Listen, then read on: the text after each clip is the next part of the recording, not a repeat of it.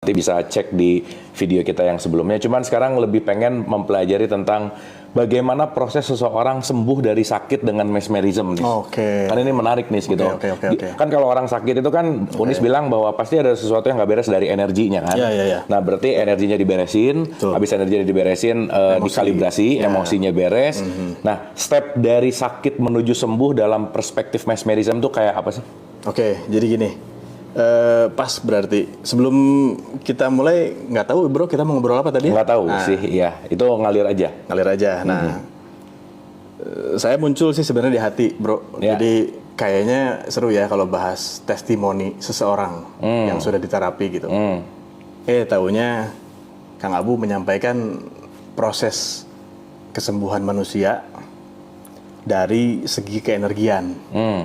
Artinya energi itu dia tidak terbatas ya. Saya punya niat itu, kita nggak ngobrol kan bro? Nggak ngobrol. Nah, kita punya niat itu, saya punya niat itu. Ternyata niat itu dari sebuah bentuk energi awalnya tervibrasi kepada Kang Abu, diterimalah oleh tubuh Kang Abu. Nah dari situ kita mulai satu frekuensi. Itu kenapa sebelum saya sampaikan, Kang Abu duluan malah yang ngobrol, si bro duluan malah yang ngomong. Itu kan proses sebenarnya. Betul. Proses terjadinya kenapa energi itu bisa bertukar. Kenapa terjadi yang namanya pertukaran energi, pertukaran DNA dan sebagainya. Gitu, oke. Tadi apa kesembuhan ya bro? Kesembuhan, jadi proses ya. Ya menarik ya, obrolan ini nggak direncanakan, tapi saya pengen ngomong karena tadi juga udah ada rasa ya pengen ngobrol itu ya.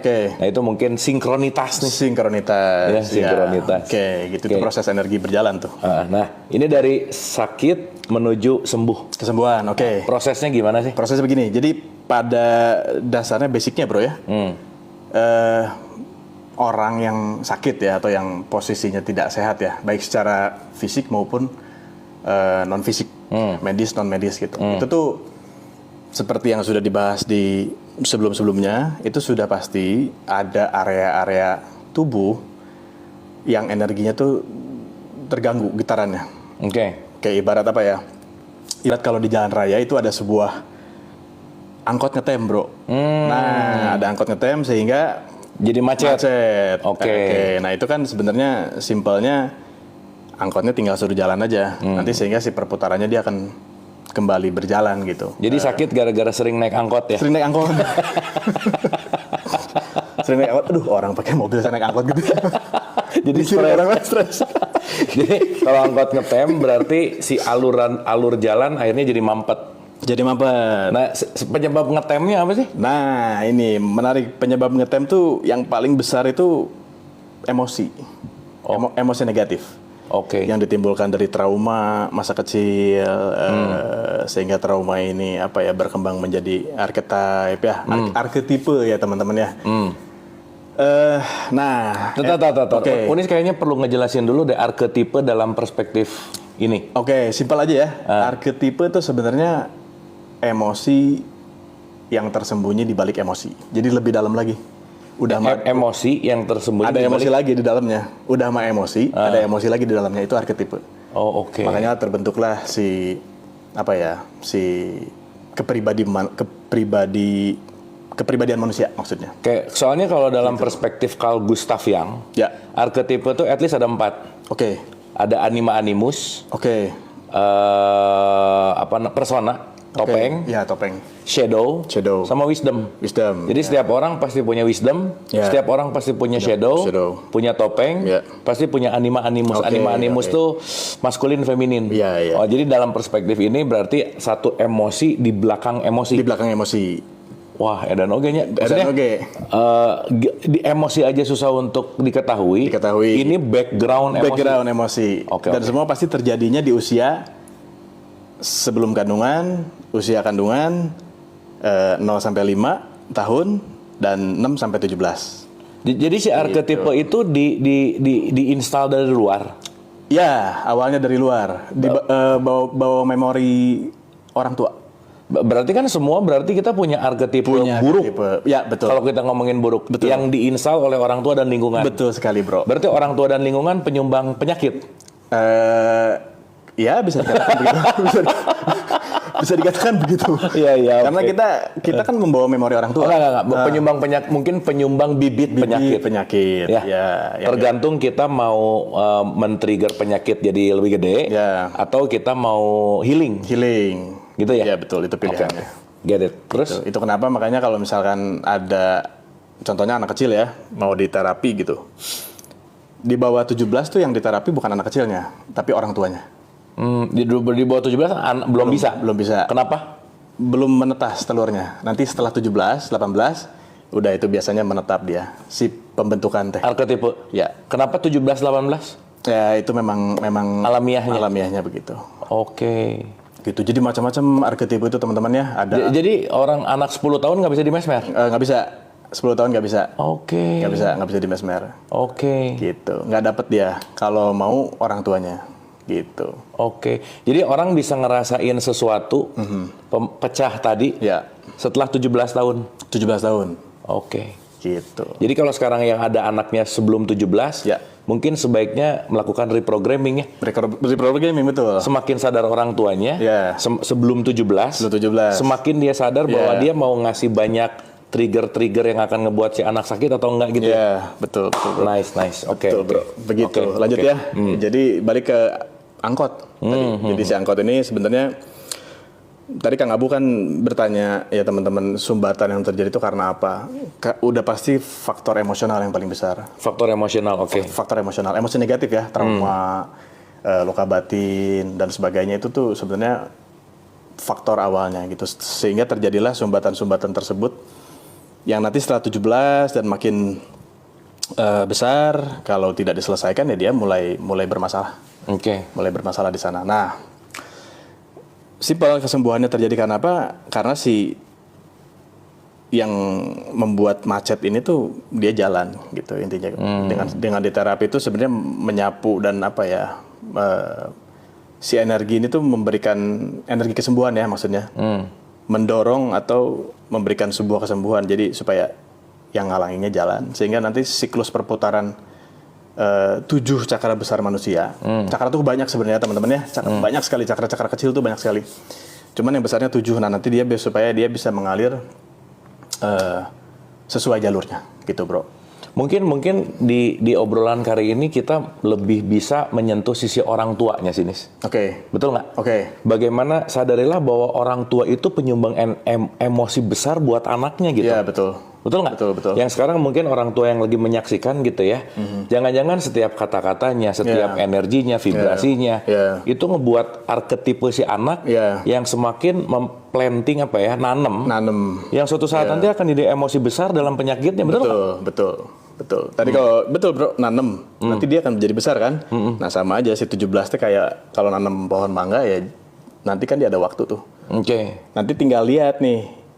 Manis nggak manisnya keluar atau nggak buahnya, daun lagi atau enggak, nah di situ. Gitu. Nah mungkin ini yang lebih preventif sebelum 17 kali ya. Sebelum 17. Ya kalau nanti after 17 kan ya mau nggak mau terapi ya. Kalau kita kan bicara preventif. Jadi kayaknya gimana ya, salah satu hal yang penting misalnya sebelum nikah, sebelum punya anak, ngerti tentang energi penting kali ya. Penting sekali. Karena kan tadi Unis bicara dalam kandungan. Di dalam kandungan aja kan udah ada sesuatu apa ya? Ya kalau namanya sparkling energy kan udah kerasa kan? Betul. Si frekuensinya ibunya lagi ngerasa apa, terrecord ke anaknya kan. Dalam penelitian psikologi saya pernah baca bahwa ketika orang tua dalam kandungan ngerasa nggak enak batinnya, maka anak itu merekam. Betul sekali bro. Ya kan? Betul sekali. Betul sekali. Ya kebayang nggak kalau informasi ini dalam perspektif ini banyak orang tua yang nggak ngerti, ya dia nggak akan punya kesadaran bahwa mau saya lagi bete lagi apa, serasa tidak ada kaitan sama anaknya gitu. Iya betul. Bener nggak? Betul sekali. Nah jadi mungkin juga ini penting untuk parent, ayah bunda, ibu dan bapak yang mungkin masih ada anaknya yang di bawah 17 tahun gitu. Semoga bisa cepat reprogramming sebelum ya nggak ada terlambat sih sebenarnya ya. Tapi maksudnya sebelum batas ambang si 17 ini arketipenya muncul, seandainya itu jauh lebih cepat dilakukan reprogramming untuk diselaraskan, itu bakal jauh lebih baik. Lebih baik, betul sekali. Kayak contoh kecil nih yang sering sekali terjadi, mungkin ini common ya teman-teman ya. Disebut anak kebobolan. Nah itu sudah mulai terjadi pembentukan di situ. Anak kebobolan? Ya, karena penolakan kan. Maksudnya tidak diharapkan? Tidak diharapkan. Oke, itulah kenapa. Mungkin sesuatu yang kalau kita sebut sakral hubungan itu harus ada ikatan yang sakral karena kaitannya sama energi kali ya. Betul sekali. Betul sekali. Itu tuh bahasa kayak yang simpel gitu ya bro ya. Dia ada misalkan ada cerita dari orang tuanya, anak saya tuh yang kedua tuh anak kebobolan. Nah itu tuh udah unwanted child masuknya. Anak yang tidak diinginkan. Nah siap-siap aja di situ pembentukan arketipe sudah mulai terjadi. Ketika ada penolakan, udah ada program yang diinstal. Ada program yang diinstal. Mau nggak mau pasti ada. Mau nggak mau, suka nggak suka, mau nggak mau sudah ada di situ. Itu tuh biasanya hal yang kayak ringan atau apa ya? Kebobolan, anak yang sebenarnya nggak diharapkan, atau nggak pengen cewek keluar cowok. Sebaliknya pengen cowok keluar cewek. Ngomong-ngomong kita diharapkan nggak ya? Menarik. Menarik sekali bro. jangan nggak tahu nih dari dua kita kan brotok ya. Yang mungkin satu tuh biasa diharapkan. Saya nggak tahu nih yang kedua. Ya mudah-mudahan Mama nggak nonton ya. Ya nggak usah ditanyain udah. Anggap aja diharapkan ya. Anggap. Oke. Itu penting sih. Itu hal simpel sebenarnya. Jadi kayak bahasanya sih ini anak kebobolan nih. Kayak main-main ya, tapi itu tuh sebenarnya dalam. Dalam itu sangat mempengaruhi sekali energinya, DNA-nya, energinya semua, sel-selnya itu mempengaruhi sejak dia masih ada di kandungan. Gitu. Contoh bro, saya punya teman-teman, saya punya klien, ya bro, terapi, terus selama proses terapi 30 menit itu dia nangis bro. Nangis kayaknya sekitar 5 menit pada saat masuk dalam kondisi mesmerik itu dia nangis. Begitu bangun saya tanya, kenapa? Dia cerita pada saat dalam kondisi mesmerik dia masuk ke zona pada saat dia di kandungan. Bahkan dia cerita dia sangat sekali bisa merasakan air ketuban di sana. Nah rupanya dia cerita bahwa dia mendengar obrolan orang tuanya bahwa dia anak yang tidak terlalu diharapkan. Dan pada saat di cross check sama orang tuanya, benar. Dan orang tua belum pernah cerita sebelumnya. Orang tuanya belum pernah cerita sebelumnya. Pasti dia kaget ya. Kenapa sih anak tahu dari mana gitu ya? Itu kenapa pada saat dia cross check dia tahu di situ dia hidupnya mulai berubah. Karena dia tahu sudah tidak ada lagi pikiran tidak sadarnya yang mengatakan penasaran bahwa saya ini pada saat hidup di muka bumi ini sebenarnya diinginkan nggak sih sama orang tua saya? Selesai. Dia punya pertanyaan itu soalnya berulang-ulang dia bertanya tentang itu.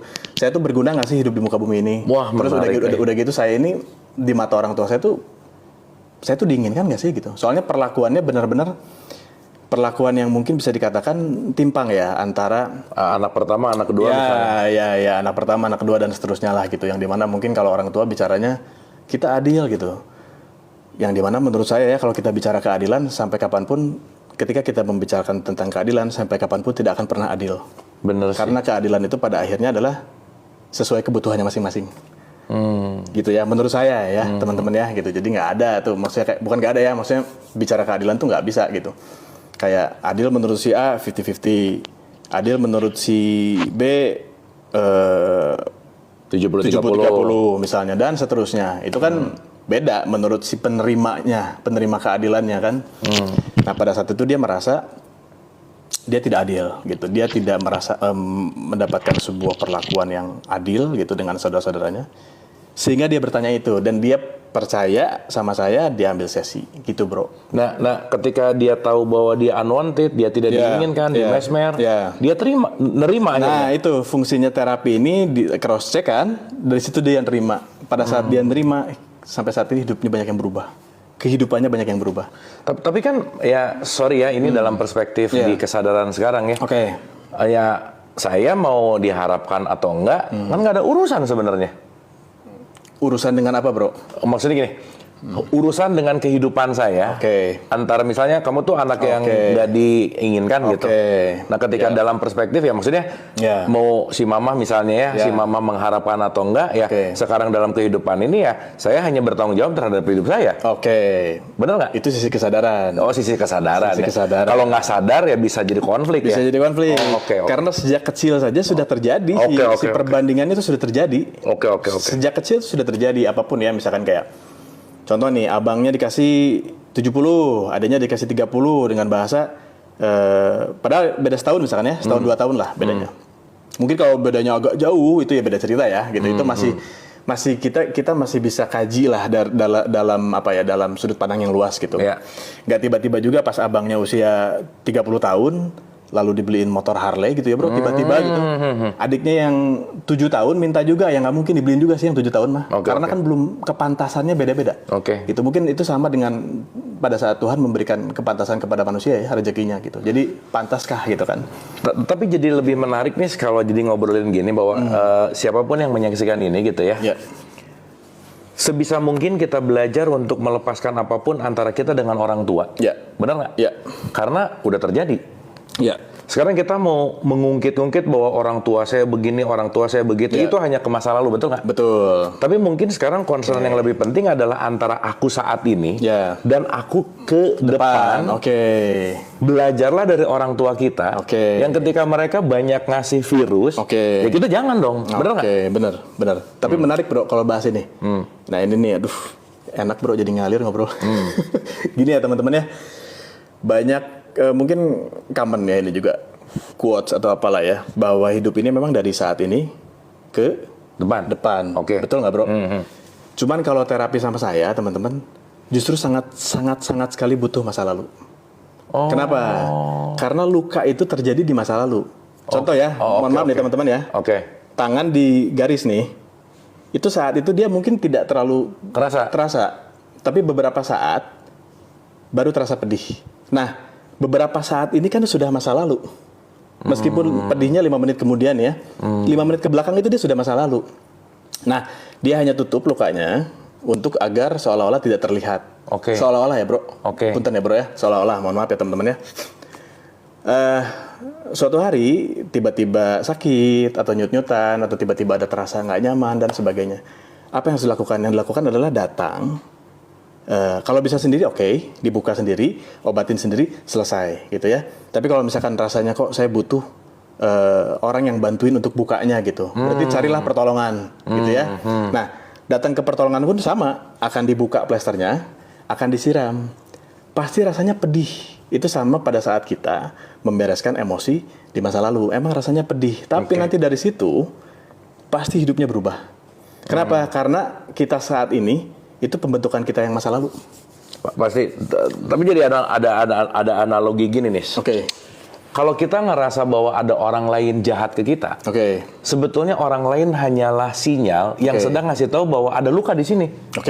Betul sekali, betul bro. Benar nggak? Betul. Sehingga kalau misalnya orang ini nyebelin banget, sebenarnya orang ini bukan nyebelin dari perspektif, karena dia sebenarnya cuma jadi trigger untuk ngasih tahu bahwa ada luka lo di situ, ada luka lo di situ, ada luka lo di situ gitu, betul nggak? Betul. Tapi karena mungkin resistensi ngelihat benci sama orangnya, nggak suka sama orangnya, dia nggak sadar bahwa ketika ada kebencian bukan dia yang membuat benci, tapi ada luka di dalam. Benar nggak? Di dalam, betul sekali.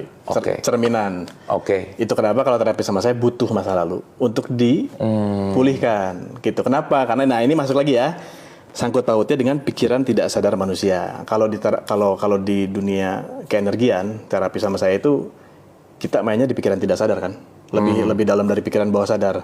Tidak sadar. Pikiran tidak sadar. Conscious, subconscious, unconscious. Ya. Di sini ya. Nah, unconscious ini tuh letaknya energi manusia atas semua memori yang dia lihat. Unconscious. Nah, makanya diberesin lah di situ. Gitu. Kenapa? Karena kadang-kadang orang tuh banyak ya yang merasa dia baik-baik saja. Merasa baik-baik saja. Padahal dia banyak masalah. Gitu kayak contohnya gini. Itu biasanya banyak denial. Aku sih nggak apa-apa. Ya, kayak contohnya gini. Kamu happy nggak? Aku happy, tapi berarti dia nggak happy. Selesai. Nah, tapi ini tuh dia pasti ada pengalaman masa lalu. Itu sering banget. Yang mesti dibongkar.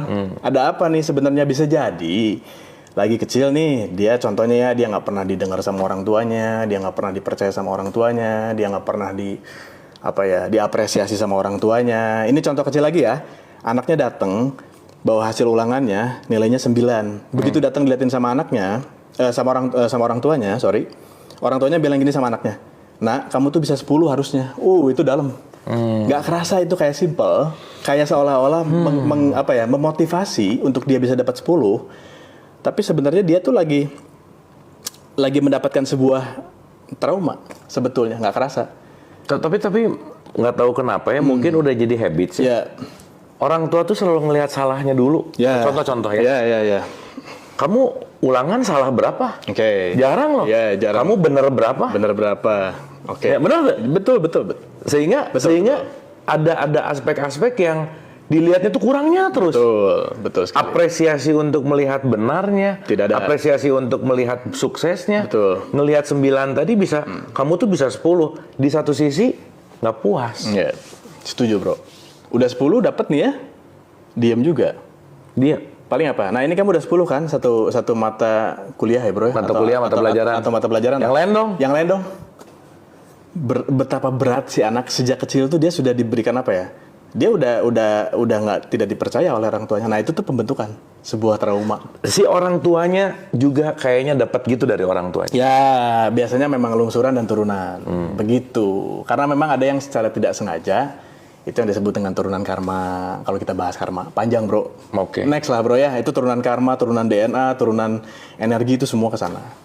Gitu. Jadi memang ada yang kayak udah cetakan bawaannya. Karena mau gimana pun itu turunan itu tuh pasti dapat. Nggak mungkin nggak dapet. Orang di situ ngalirnya di situ kok. Oke. Gitu, bro. Jadi hal-hal tersebut tuh kayak simple ya teman-teman. Cuman dia tuh berperan besar di sisi emosional, sangat besar. Gitu. Nggak aneh kalau nanti udah gedenya anaknya ingin melakukan terus-menerus sebuah pembuktian sama orang. Ya, jadi mungkin kalau kita ngomongin tadi tentang karma ya, kita ngomongin tadi tentang konsekuensi. Ya sekarang yang dikeluhkan orang tua. Ingat aja apa yang diinstal dulu, betul nggak? Betul. Sekarang, aduh, ya banyak sih ini. Kang, anak saya tuh, komplain. Terus tinggal bawa kaca aja. Nih, yang bikin anaknya ini kan lu gitu. Bener nggak? Betul. Mungkin apa ya bro bahasanya, untuk menciptakan sebuah ketakutan atau fear, coba genggam sebuah kaca. Berkacalah di sana. Pasti banyak sekali sebenarnya ketakutan di sana. Karena kadang-kadang mengaca diri tuh hampir 90% orang nggak siap. Hampir 90% orang nggak siap. Kenapa? Karena apa ya, sebuah pengakuan bahwa dirinya tidak baik-baik saja dan sebagainya itu memang butuh jiwa yang besar, bro. Jadi ya itu mungkinnya kalau bahasanya apa, gengsi ya bro ya. Gengsi terus kayak ya saya memang sulit untuk mengungkapkan bahwa saya ini nggak baik-baik aja gitu. Sulit gitu. Jadi memang di covernya sama apa ya? Sama ingin baik-baik saja, akhirnya dia selalu ingin terlihat kuat. Gitu. Di satu sisi anak perlu self love, ya kan? Anaknya. Tapi di satu sisi ini orang tua. Secara energi kan, ya tetap kita, ya maaf ya, mau hubungan orang tua sama anak kan juga penting untuk menyelamatkan energi masing-masing. Iya betul. Tapi di satu sisi ada stigma bahwa anak durhaka, anak nggak nurut. Itu kan juga jadi fearness ya. Betul. Dalam prinsip energi, dalam pandangan Unis, ketika orang tua sama anaknya udah nggak sevibrasi frekuensi energi, gimana? Maksudnya pandangan gimana bro? Pandangannya bahwa apa yang harus dilakukan anak ketika tahu bahwa orang tuanya tuh toksik gitu misalnya. Toksik. Nah tergantung tadi. Biasanya anak udah mulai menyadari, ada yang apa ya istilahnya, ada yang nggak sefrekuensi gitu sama orang tuanya, ya cepet bebenah diri sih. Karena ya nggak tahu, ada satu keyakinan bahwa banyak yang ngalamin gini gitu. Iya, emang apalagi Gen Z. Gen Z. Maksudnya gini, anak-anak sekarang yang di Z atau seangkatan milenial, selenial dan seterusnya, yang punya konflik sama orang tua tapi nggak mau ngomong karena takut. Tapi di satu sisi bahwa dia juga nahan dan pura-pura tapi sakit gitu. Tapi sakit, betul sekali bro. Betul sekali. Akhirnya apa ya, itu biasanya banyak yang dilakukan, banyak pembuktian sama orang tuanya. Jadi apa yang dilakukan dalam hidupnya itu bukan buat dirinya, tapi buat orang tuanya, balik lagi. Iya, terus yang unik, Gitu. aku melakukannya demi anak. Demi anak. Untuk anaknya. Untuk anak. Sehingga ketika dia demi anak, atau aku melakukannya untuk orang tua. Jangan-jangan melupakan dirinya. Betul. Jadi sibuk keluar gitu. Betul, betul bro. Aku masuk ke universitas A misalnya, B, C, itu untuk orang tua saya gitu. Oke. Itu udah pasti pas menjalankan kehidupan di situ, unhappy udah pastilah. Oke. Sudah pasti itu mah. Jadi kalau ada quotes-nya jadi barusan kepikiran. Good energy came from good parents. Ya. Benar tak? Betul. Bahwa energi yang baik itu datang dari energi orang tua yang baik juga. Betul nggak? Betul. Ya balik lagi sih ya, nggak ada sekolah jadi orang tua. Tapi ya mudah-mudahan dengan belajar ini juga lebih menyadari bahwa baik anak maupun orang tua ya dua-duanya adalah teman bertumbuh untuk terus belajar. Betul, gitu. betul. Oke, nah sekarang balik lagi ke penyembuhan nih. Penyembuhan, oke. Nah sekarang orang sakit gara-gara emosi yang bisa dari luka orang tua. Terus tahapan sembuh, tahapan satu kan nggak langsung langsung abrakadabra gitu ya. Tapi 1, kedua, ketiga, gimana sih dalam mesmerism Unis yang udah punya banyak klien? Dari mulai start sampai sembuh gimana sih? Gini ya teman-teman, macam-macam sebenarnya. Ya, setiap orang tuh beda-beda. Kenapa bisa bilang beda-beda? Karena orang yang datang, orang yang percaya sama saya, orang yang datang itu mereka startnya pun berbeda-beda. Ada yang dari minus berapa, ada yang dari minus berapa, bahkan mungkin ada yang dari cuman minus 1 kali ya. Jadi begitu terapi dia langsung masuk fase plus. Tinggal nerusin tuh biasanya, tinggal maintenance-nya banyak. Bisa journaling, bisa nulis, bisa apa ya? Ya kalau zaman dulu mah diary ya bro ya. Nah, apapun lah itu juga termasuk bentuk yang berhubungan sama emosional yang kita bahas di sebelumnya. Kenapa? Karena pensil sama bolpen itu sesuatu hal yang netral, dia tidak akan menjudge kita, sehingga biasanya orang lebih nyaman tuh kalau dikasih PR-nya journaling ya untuk maintenance si emosi ya. Nah, Uni suka ngasih PR journaling kalau bersama klien dan ngasih tahu caranya gimana dan butuhnya di fase mana. Gitu. Jadi kalau udah terapi sama saya dibutuhkan journaling untuk maintenance ya dikasih caranya. Gitu. Nah, jadi tergantung start dari mana itu yang pertama. Yang kedua, dari minus berapakah, dari starting point mau 0 atau minus 1, minus 10, pasti beda-beda? Pasti beda-beda. Pasti beda-beda. Itu kenapa ada yang begitu datang, itu kesembuhannya langsung terjadi begitu banyak. Ada kesembuhan itu sudah pasti, perubahan itu sudah pasti, sebuah transformasi itu sudah pasti terjadi. Di sesi 1 aja biasanya udah langsung terjadi. Nah, beberapa kali sesinya kan ini tergantung tadi dari minus berapa, gitu. Dari tergantung dari yang macetnya tuh ada berapa blok gitu loh, ada berapa titik gitu yang macetnya. Tadi ada kata-kata pasti terjadi.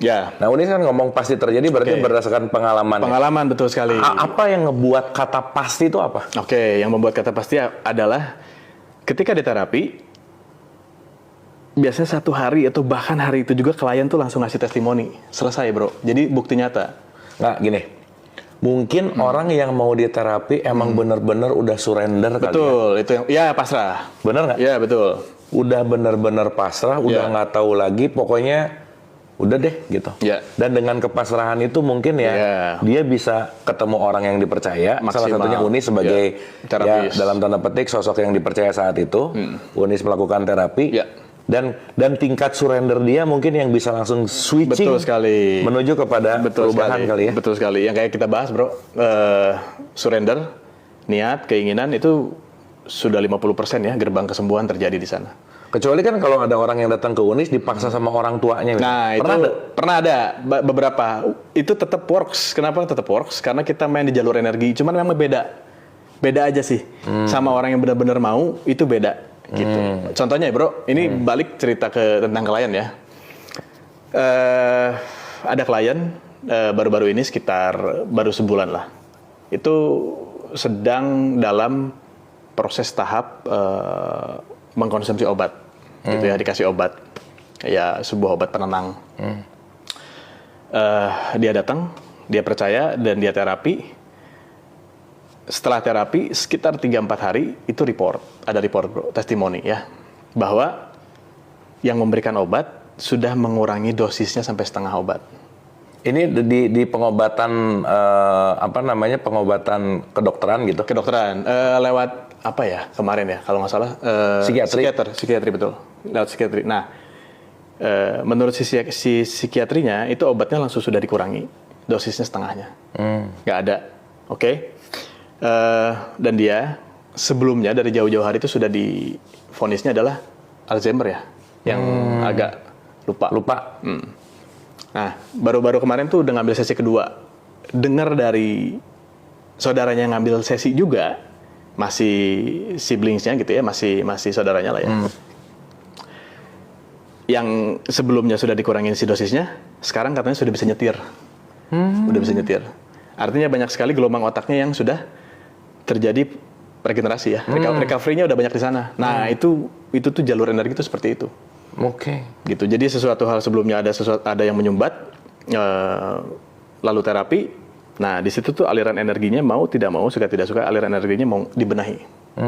Apalagi dia udah percaya yang tadi kata Kang Abu teman-teman, ketika pasrah ya bro ya, pasrah terus percaya, niat, itu 50% sudah terjadi kesembuhan. Jadi pintunya udah kebuka bro. Oke, ngerti. Gitu. Nah, cuman yang pengen didalamin gini, energi itu kan sesuatu yang nggak kelihatan. Iya, betul. Jalur otak itu atau otak itu kan fungsinya adalah hardware. Ya, betul ya? Ya, betul. Gimana sih kalau Unis boleh terangin, gimana energi bisa ngeberesin sel, energi ngeberesin otak, gimana kinerjanya kok sampai dia sedahsyat itu bisa ngerubah yang tadi sesi 1, sesi 2, sampai bisa udah mulai nyetir.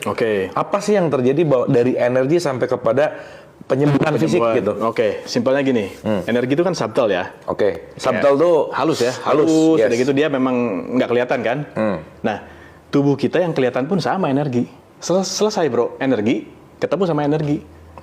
Gitu. Jadi partikel-partikel di dalam tubuh fisik itu tuh energi semuanya. Tetap aja fisik adalah energi yang memadat.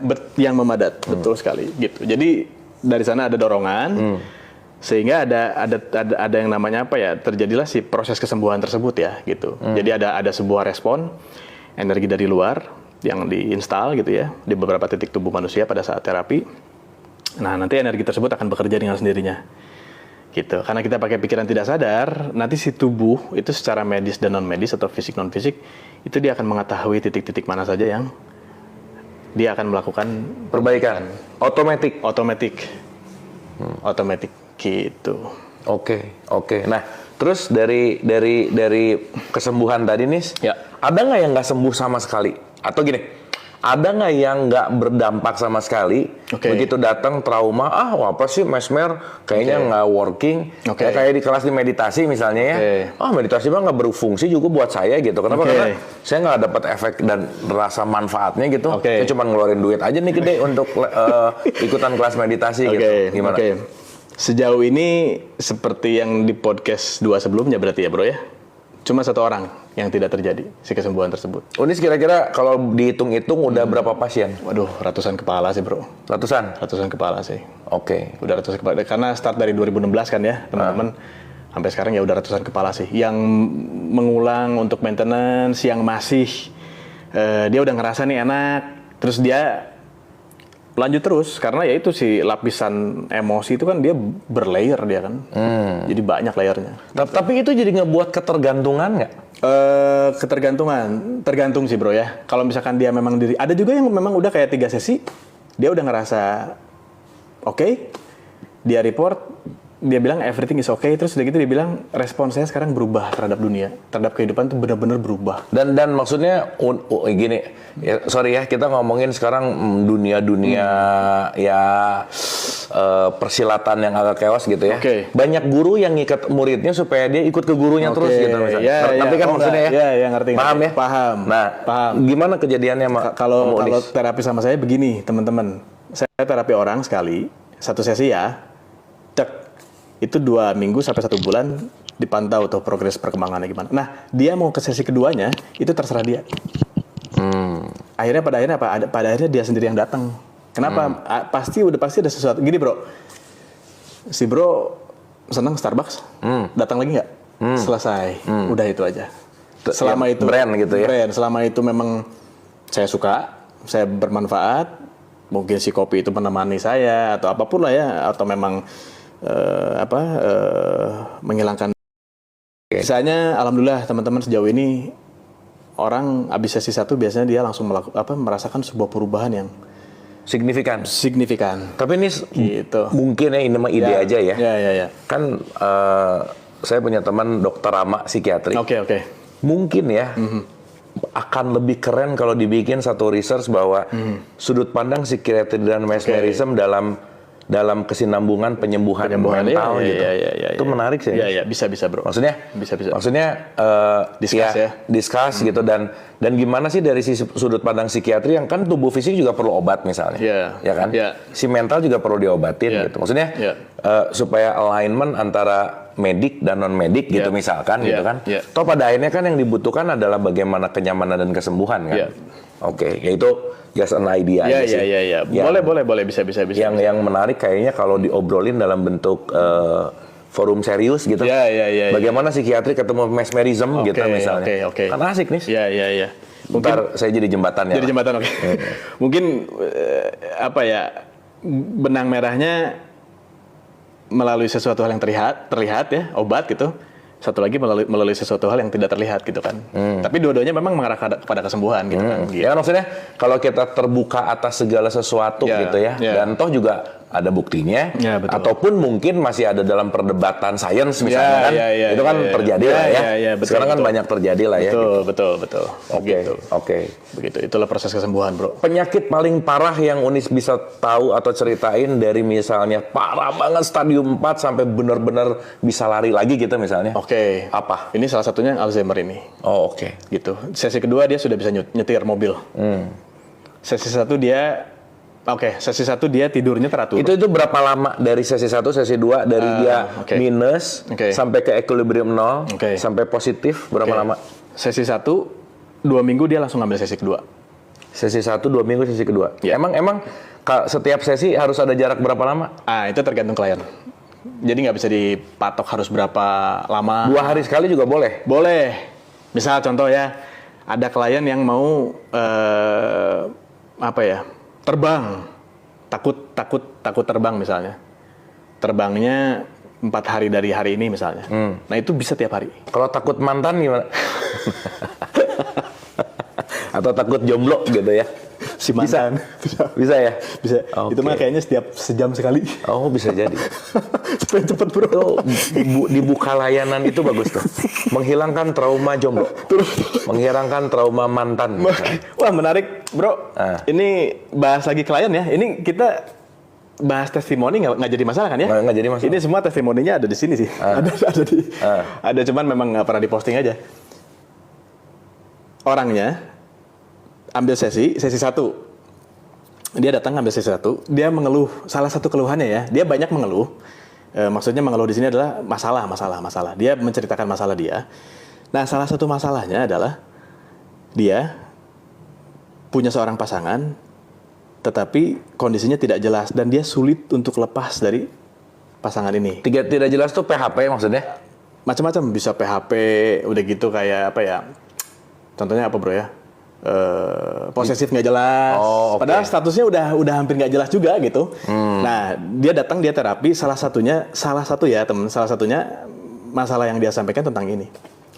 Dia terapi, dia cerita, dia sulit sekali untuk pisah gitu ya, karena dia ingin melangkah gitu. Terapi itu sesi 1, habis terapi pulang dari situ dia cuman cerita terima kasih ya. Kang, saya merasa udah lama nih saya nggak ngerasa saya nemuin diri saya sendiri, dia bilang. Oke. Nah, nice. Nggak lama dari situ orang ini tuh sebulan dia datang lagi ambil sesi kedua. Selama 1 bulan ini dia tidak pernah bercerita apa-apa, dia tidak pernah mengupdate progres apa-apa. Pas sesi kedua begitu duduk yang dia ceritakan, Kang, saya tuh lupa cerita, pulang sesi 1 saya nongkrong di kafe, saya ketemu pasangan yang sekarang jadi pacar saya dan dari situ saya mudah sekali untuk melepaskan yang lama. Ada jalannya aja. Dan sekarang saya dengan yang sekarang ini serius dan sudah mau masuk fase menikah. Oh, dikirain mau fase ketiga karena terulang, bukan ya? Bukan. Oke. Gitu teman-teman. Jadi secepat itu bahkan itu pas dengar cerita juga, wow, dia baru terapi sesi 1. Malamnya tuh udah dapat jawaban. Bentar, apakah lebih sering sesi bisa lebih cepat juga menyembuhkan? Bisa lebih cepat menyembuhkan, sudah pasti. Oh sudah gitu. Pasti. Pisau. Tapi obat kan juga kalau semakin dosisnya ditambah, Bisa chaos kan? Nah, ini bedanya energi sama obat. Oke. Energi pisau semakin diasah makin tajam gitu. Tajam, gitu sama. Dia makin diasah, makin setiap hari diasah dia makin tajam. Oke. Kalau di dunia keenergian tuh seperti itu. Jadi apa ya? Di sana nggak ada yang sifatnya apa ya? Kalau kelebihan juga ya udah gitu, aman. Energi itu aman, bisa di saving. Oke. Bisa disimpan buat nanti gitu. Dan mungkin kan kalau orang perlu ketemu Unis dulu perlu waktu lama ya. Iya betul. Mungkin betul di ending obrolan kita di yang kesekian kali ini. Ya. Tips and trick sebelum sebisa mungkin nggak harus ketemu Unis sudah sembuh lah ya. Iya. Dalam tanda petik ya. Yang nggak harus terapi dia bisa melakukan self healing gitu. Betul. Kiat-kiat apa yang harus dilakukan? Sebelum ketemu ya, niat udah paling besar itu aja. Niat. Orang banyak begini teman-teman ya. Ini kemarin juga dapat testimoni lagi ya. Pengalaman maksudnya yang kemarin. Ini kemarin juga baru dapat klien nih. Datang, ketemu, niatnya udah ada kan? 50% ya bro, kesembuhan sudah terjadi ya. Begitu dia duduk di ruang terapi, kita biasanya bahas tentang apa masalah gitu kan. Masalahnya tuh apa sih sebenarnya? Jadi kayak kamu datang ke sini masalahnya apa gitu. Nah, awalnya dia ngomongnya gini, apa ya Kang, saya tuh normal-normal aja kok hidup saya. Terus saya bilang gini, kalau normal-normal aja ngapain datang ke sini? Gitu kan. Dia memang pengen. Dia memang pengen.